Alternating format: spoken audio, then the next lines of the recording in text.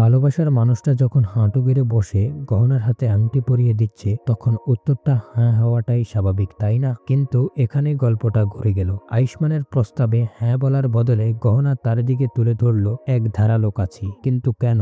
যাকে ফিরে পাওয়ার জন্য গহনা সবকিছু বাজি রেখেছিল, সেই আয়ুষ্মানই ফিরে আসার পরেও কেন তার মনে এত সন্দেহ? হ্যালো ভিউয়ার্স, কেমন আছেন সবাই? আশা করি সকলেই ভালো আছেন। গহনা এক গ্রাম্যমের কাহিনী ধারাবাহিকের 198তম পর্ব দেখার আগে ভিডিওটিতে একটি লাইক দিয়ে সম্পূর্ণ ভিডিও দেখার অনুরোধ রইল।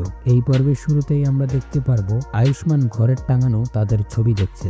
গহনা তার পিছু এসে দাঁড়ালে আয়ুষ্মান গহনার ছবিতে একটি টিপ লাগিয়ে দেয় এবং বলে, শুধু এটারে কম ছিল, তোমার চেহারার উপর এমনটা লাগছে যেন কেউ চাঁদের মাথায় দ্বিতীয় চাঁদ সাজিয়ে দিয়েছে, ঠিক না? গহনা অবাক হয়ে জিজ্ঞেস করে, আপনি জানলেন কি করে আমি আপনার পেছনে আছি? আয়ুষ্মান তখন রোমান্টিক হয়ে বলে, এটা আমার অনুভূতি, তুমি ছাড়া আর কে হতে পারে? এরপরে সে হাঁটু গেড়ে বসে গহনার দিকে একটি রিং বাড়িয়ে দিয়ে প্রপোজ করে, বলে, আমি তোমাকে ওয়াদা দিচ্ছি আর কখনো আমি তোমার কাছ থেকে দূরে যাব না। তুমি কি আমার হয়ে থাকবে? গহনা তখন আনন্দে তার হাত বাড়িয়ে দেয়। আয়ুষ্মান যখন তার হাতে আংটি পরিয়ে দিতে যাচ্ছে, ঠিক তখনই গহনা আয়ুষ্মানের গলায় সেই নকল চামড়ার সুতো দেখতে পায়। গহনা তখন চমকে ওঠে আর তার হাত পিছু নিয়ে নেয় এবং পাশে থাকা কেচিটা তুলে আয়ুষ্মানের দিকে ধরে তাক করে বলে, কে তুমি? মিথ্যে বলার চেষ্টা আমার সাথে করবে না। তখন আয়ুষ্মান বলে, আমি তোমার ডাক্তারবাবু। গহনা বলে, তাহলে আপনার গলায় এগুলো কিসের সুতো দেখা যাচ্ছে? আয়ুষ্মান তখন তার গলায় হাত দিয়ে দেখে শার্টের একটা সুতো বেরিয়ে আছে। সেটা নিজে আয়নায় গিয়ে দেখে সে গহনাকে দেখতে বলে। গহনা চেক করে সেটি সত্যিই শার্টের সুতো ছিল, তবুও তার মনের থেকে সন্দেহ যায় না। আয়ুষ্মান তখন গহনাকে বলে, দেখো গহনা, আমি জানি তোমার উপর কি চলছে, কিন্তু তোমাকে একটি কথা মেনে নিতে হবে, আমি কোনো বহুরূপী নই, আমি তোমার ডাক্তারবাবু। এই বলে আয়ুষ্মান গহনার হাতে আংটি পরিয়ে দেয়। অন্যদিকে ঈশা তাড়াহুড়া করে ব্যাগ গোছাচ্ছে, বলে, বিরাজ ধরা পড়ে গেছে, আমাকেও পালাতে হবে। হঠাৎ বিরাজ এসে তার মুখ চেপে ধরে বলে,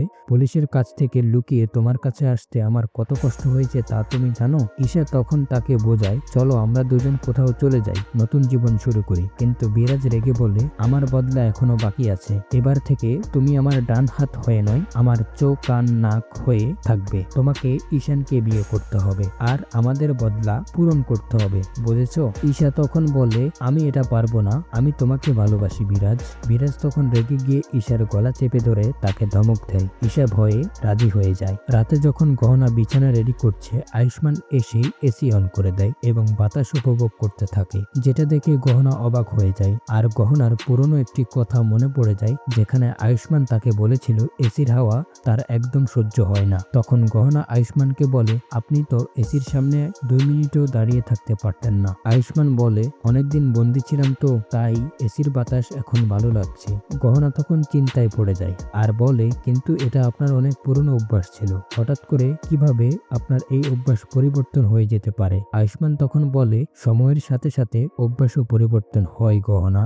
অন্যদিকে আমরা দেখতে পাই আলিয়া আয়ুষ্মানদের বাড়িতে আসে আর বলতে থাকে, সবকিছুই আমার জন্য হয়েছে আয়ুষ্মান, এর জন্য আমি দায়ী, আমি ভুল করে ওই নকল আয়ুষ্মানকে বাড়িতে নিয়ে এসেছিলাম। এই বলে সবার সামনে সে গায়ে কেরোসিন তেল ঢালতে থাকে। তখন কমলামা ও ঈশান আলিয়াকে আটকায়, কিন্তু তখন আয়ুষ্মান একটি দেশলাই কাঠি জ্বালিয়ে আলিয়ার দিকে ধরে বলে, তুমি মরতে চাও, মরে যাও, আমি তোমাকে আটকাবো না, চাও তো আমি তোমাকে সাহায্য করে দেব। তখন আলিয়া অবাক হয়ে আয়ুষ্মানের দিকে তাকিয়ে থাকে। আয়ুষ্মান বলে, তুমি এখানে এসেছো নাটক করতে, বলবে ভুল হয়ে গিয়েছে, আমি তোমাকে মাফ করে দেব? তুমি ভুল ছিলে না, বরং এটাও তোমার একটি চাল ছিল। আয়ুষ্মান আলিয়াকে তার মুখ দেখতে চায় না বলে সেখান থেকে চলে যেতে বলে। এইদিকে আমরা দেখতে পাই সকালবেলার নাস্তা তৈরি করতেছে গহনা। আসল নাকি নকল সেটা পরীক্ষা করার জন্য গহনা আবারও নতুন করে প্ল্যান করে। সে নাস্তায় গাজরের হালুয়া তৈরি করে, যাতে কাজু বাদাম মেশানো থাকে। সে ভাবে ডাক্তারবাবুর কাজু বাদামে অ্যালার্জি, যদি এটা খায় তাহলে বুঝবো